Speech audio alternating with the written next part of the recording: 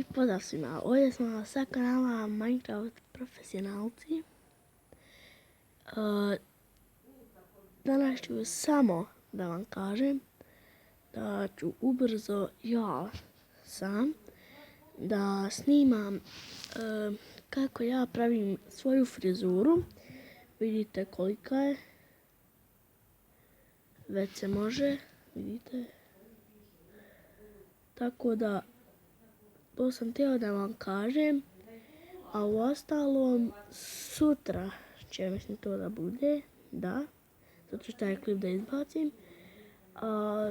I sutra ću 2 klipa, znači snimit ćemo kako ja pravim frizuru i onaj 7 second challenge je moj brat Mateo i ja, tako da Ćao!